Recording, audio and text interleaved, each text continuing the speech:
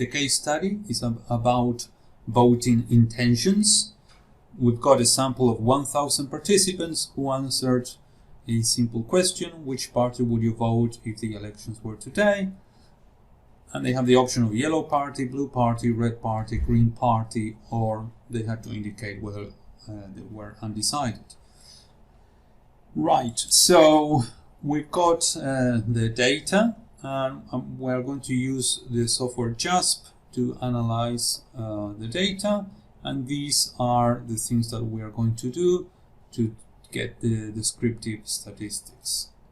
Okay, so bring in JASP, and basically the first thing to do is to open the data set, and the data set should be saved into CSV format.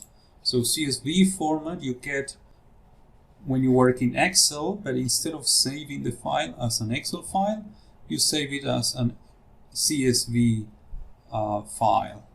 So simply you go to File, and here you can you will have recently used files. So if you use one file that is there and you want to use it again, it's going to be there. There are examples that JASP provides that you can use. You can use the OSF, the Open Science Framework. So if you log into your account, you can access to data sets that other researchers make available for free. Or you can use your computer, some data set you saved in your computer, and that's what I'm going to do. So basically it gives you the option of recent folders. I've been working on these, so the folder is here, but otherwise you go browse, and basically you're browsing in your computer. So I'm going to go to chapter 8 folder, and voting preference is the file. You can see that it looks like an Excel file, but it says Microsoft Excel comma separated values. So CSV file. Okay, you open it, and basically in the first column we have the participant number from 1 to 1,000.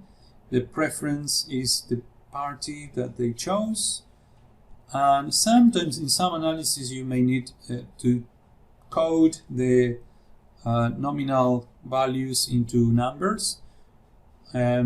So I added this column, but I don't think we are going to use it for our analysis. Okay, so the first analysis is the descriptives. You go to descriptives and descriptive statistics. Okay, so JASP gets ready to prepare a table, and the interesting thing here is that everything that is here, it's APA formatted. So you can basically copy and paste it in your Word document, and you've got the file ready to publish. Okay, so what you need to do is to drag.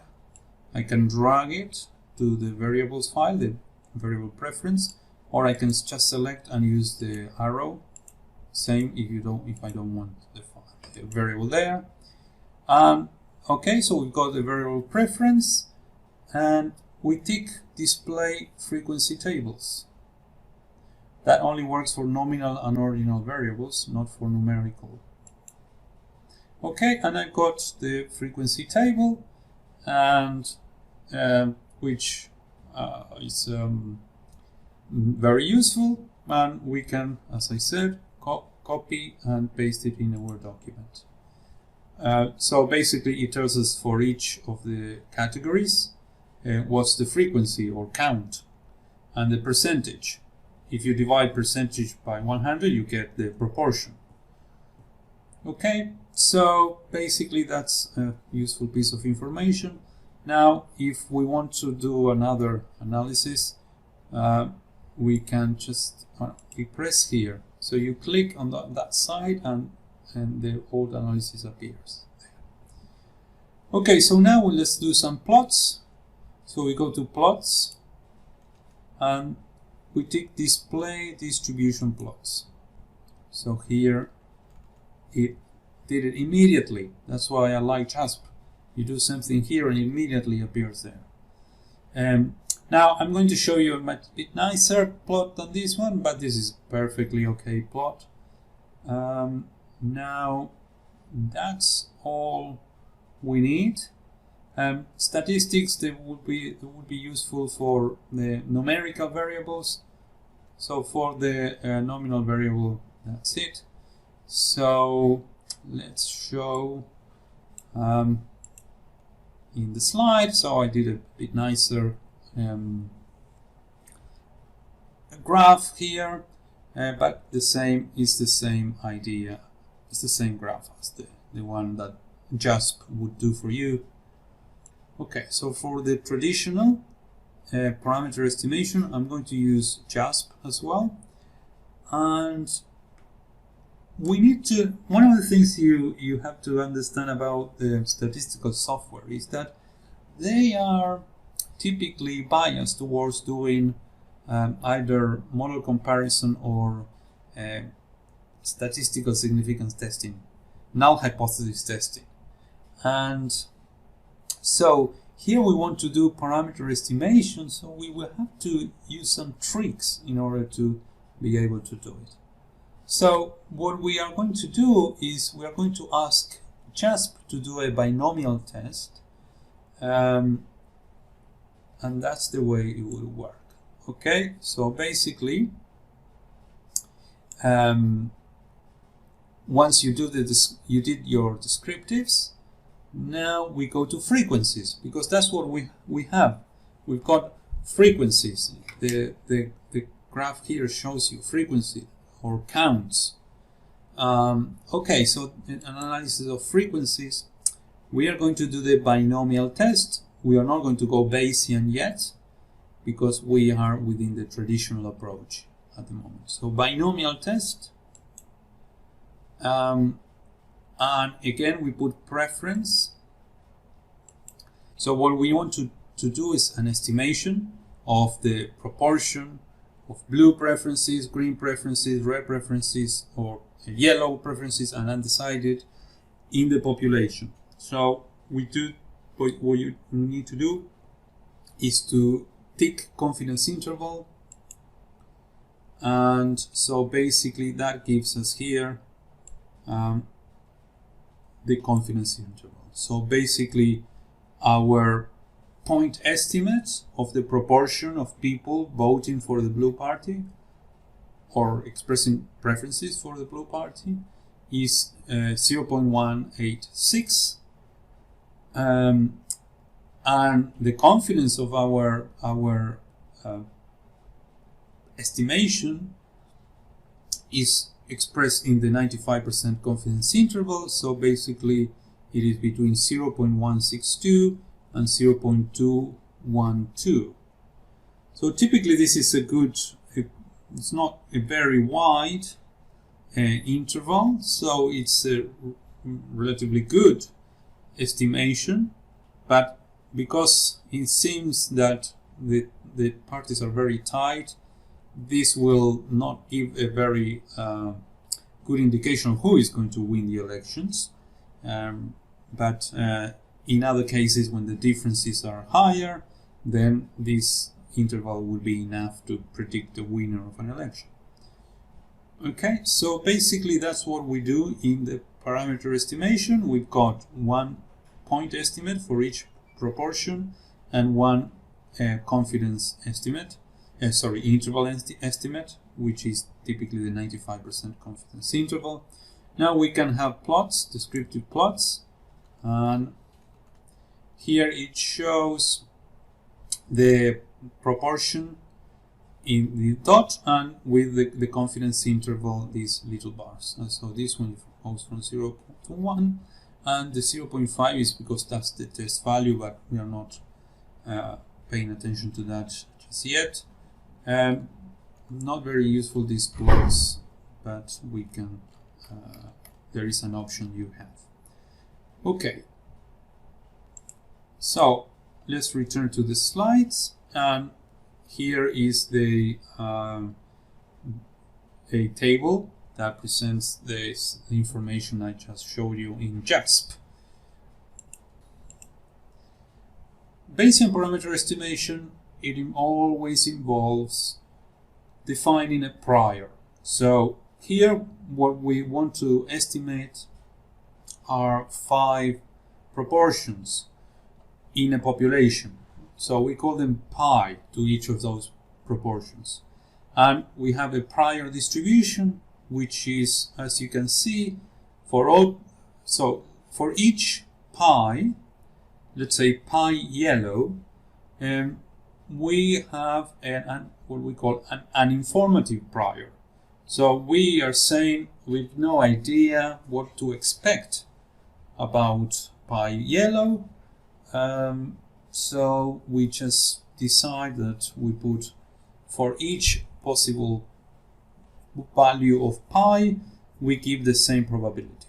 That's before seeing the data. So this is a uniform distribution, but remember that we like to use a beta distribution, and if beta distribution has parameter a equals 1 and b equals 1, we get this uniform distribution. Okay, so that's the priors. Then the second aspect of parameter estimation, in Bayesian parameter estimation, is to have a distribution to determine the probability of the data. So we are going to use the binomial distribution. Remember, the binomial distribution has parameter n, and in this case is 1000, and it has a parameter which is called probability, which is called pi as well. And in this case we are going to use a pi, the pi for each preference. So basically here gives you an example. So in order to determine the probability to obtain a specific count of yellow, given a specific parameter pi yellow and k background knowledge, we're going to use a binomial distribution with n equals 1000 and all the possible values of pi yellow. Okay, basically what we are trying to say is, in these 1000 observations that we have in our sample, what's the probability of observing 1 out of 1000 that preferences of yellow? Given that in the population the proportion of yellow supporters is a certain amount. Okay, so let's say the proportion of people in the population that supports the yellow party is 0.2 or 20%. Okay, so if that is the case, then the most likely count we will find in our sample, because we don't have the whole population, we've got a sample, so we are not going to get exactly 200 out of 1000, which is 20%. It is the most likely value is 200, but if we get 199 or 201 or even 198, 202, it is still very likely. Now you go further away from 200 and it's less likely. And in order to express that, we need a distribution. The binomial distribution is the perfect distribution to do that. So basically we will say if the pi yellow is 0.2, then the probability of obtaining 200 is the highest and other values is lower. And we do the same for all the 5 categories. So let's say, for example, that we consider the pi blue in the population is 0.3. So 30% of people supports blue in the population. Okay, but in our sample of 1000, how many blue we expect? Well, the most likely value is 300, but values 301, 302, 303 are still very likely, same as 299, 298, 297. And the further away you go from 300, the less likely is to find that value. Now, but remember also that in Bayesian statistics, we consider all possible parameters, or all possible parameters that we determine in the prior.